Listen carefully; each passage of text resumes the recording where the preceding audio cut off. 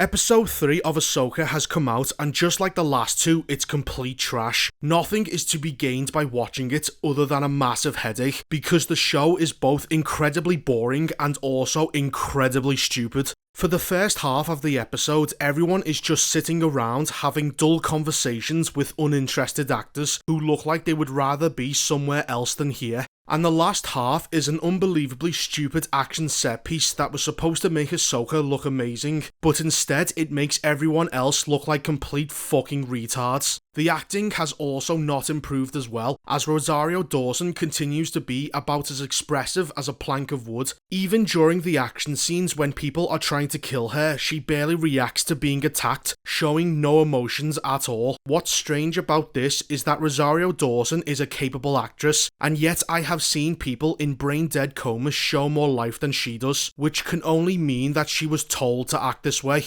Now, I believe the reason why she was written like this is because Dave Filoni was trying and failing to portray her as some sort of stoic teacher who is completely in control of her emotions. The problem though is that she is not just stoic, she is completely emotionless. She looks completely uninterested in everything she does, and as a result has become a massive black hole of personality. And that's the main problem of the show. Ahsoka, the main character, is boring as fuck, and we are forced to watch her give out shit advice to Sabine that she probably got from a fortune cookie.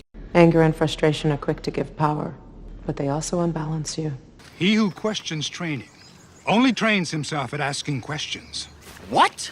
This episode is shorter than the others, clocking in at just over half an hour, and still very little happens. We are almost halfway through the season, and we still know fuck all about these characters, other than the surface level information they have given us. So using just what this show has set up, without relying on Rebels or Clone Wars for background knowledge, just who exactly are these people and what do they want, besides stopping Thrawn? Ahsoka is a boring Jedi who is not a Jedi and was Anakin's apprentice. Sabine is slightly more defined as she is a Mandalorian who misses a boy called Ezra and wants to be trained by Ahsoka in the use of the Force. We also have Huye, who is a Jedi training droid, and Hera, who is a general with a son. That's it. That's all there is. 2 hours have gone by and nothing else has been established. It's not even a large cast of characters. It's just 4 heroes and 4 villains, who, speaking of which, also have zero characterization. The only thing we know about them is that Baylan, Shin, the man from Dark Souls, and Morgan all want Thrawn back because they want power.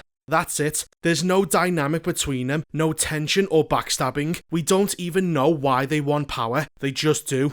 Morgan tells Baylan what to do, and he tells Shin and the other one as well. That's their entire relationship. They get along splendidly and there is no conflict, even though they are supposed to be users of the dark side of the Force, which is all about conflict. These villains are just empty shells and have nothing to offer until they are eventually killed by Ahsoka. Now, before I go into spoilers, I also wanted to mention that in the attempt to justify the sequels, they constantly show us just how retarded the New Republic is. It is so corrupt and so incompetently run that somehow the writers have made living under space fascists a much better choice than the democratic New Republic.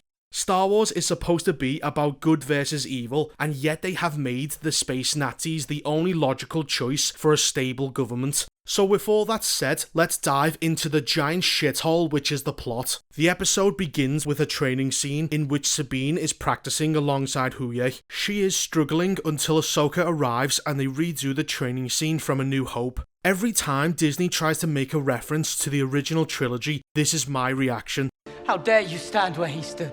Sabine has absolutely no talent as a Jedi or the Force, but I just know that at some point later on, she is going to fight Shin or the dude from Dark Souls, and will have a feminist moment where she realises that the power was inside her all along, like some Captain Marvel shit where all she needed to do was just believe in herself. So after the training session, Huyan says to Ahsoka that she shouldn't be a Jedi because she is shit, and she responds by saying that it is the Jedi method that was wrong, as they ended up failing in the end. Oh, really? Remind me again, Ahsoka, who was it that fought against 2 Sith Lords and defeated the Empire? Because it sure as fuck wasn't you. So maybe you should pull your head out of your ass because you're talking shit. We then cut to Hera, who was having a meeting with a bunch of senators about sending ships to assist Ahsoka, but when one man questions Hera about her motivations, and despite the fact that she's shown no evidence, he is of course immediately shut down because everyone with a Y chromosome needs to shut up and be put in their place by a strong, independent woman. Fuck off. Also, since he says this, Grand Admiral Thrawn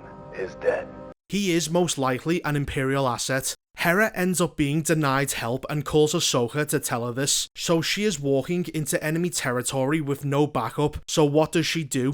Well, it turns out nothing, as she doesn't alter her plans or look for more help because she reckons that they'll be fine. Are you fucking stupid? But before they arrive at the Hyper Ring, Sabine has another chat with Ahsoka about how hard the training is. I don't give a fuck. A while later, they eventually arrive, but drop out of hyperspace at a distance so they can sneak up on the ring.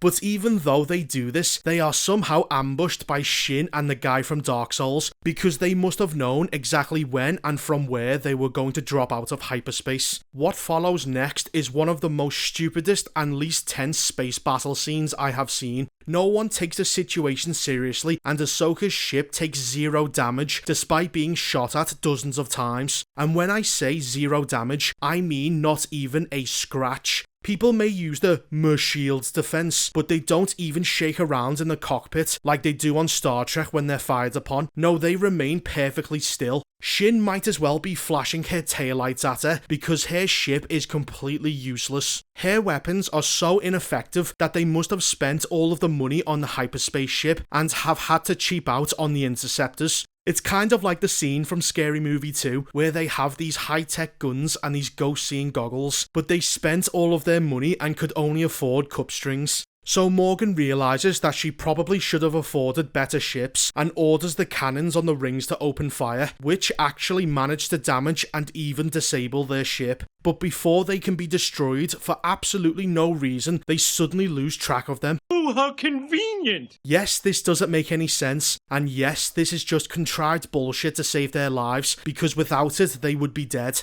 Shin then calls Morgan and says that both her and the guy from Dark Souls will once again try to destroy their ships, as Morgan is unable to track them anymore. If Shin knows where the ship is, why doesn't she just relay the location back to Morgan? Well, instead, she continues to shoot at it with her laser pointers that do nothing. We cut to Ahsoka, who tells Sabine to repair the ship as she is going to distract them by grabbing a spacesuit and standing outside on the wing.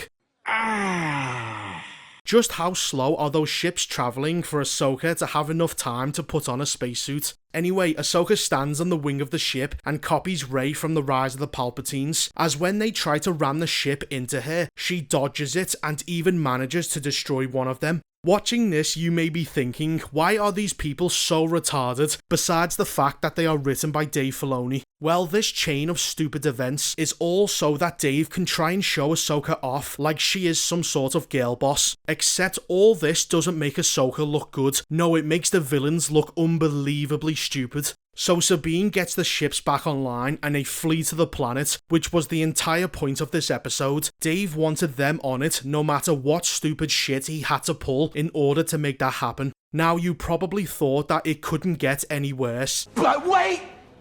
There's more! As those dumb fucking Deus Ex space whales from Rebels show up to help Ahsoka and Sabine flee. Now, is Dave Filoni a gay fish? Because he seems to have an unhealthy obsession with whales. And so the episode ends with them hiding in the forest and Baylan sending men to go find them. And that was episode 3. It's a piece of shit. I said this during my last review. Star Wars TV shows tend to start off with their best episodes before massively declining in quality, which is already happening. And this is only episode 3, so it's only going to be much worse from here. But the worst thing about this entire show is the titular character herself, Ahsoka. She is more bland than porridge, and if she died next episode, then nobody would give a shit because she has made 0 impact on the audience. Now, I bet that Dave Filoni massively overestimated just exactly how many Rebels and the Clone Wars fans there are, and was hoping that this hidden fanbase was going to be so enraptured by Ahsoka and so filled with nostalgia that they were going to overlook his dogshit writing. Ahsoka is being held up like she's this iconic character, but most people either don't know who she is or don't give a fuck. So as a result, we can already see that interest is dropping, and it deserves to, as this show is a piece of shit.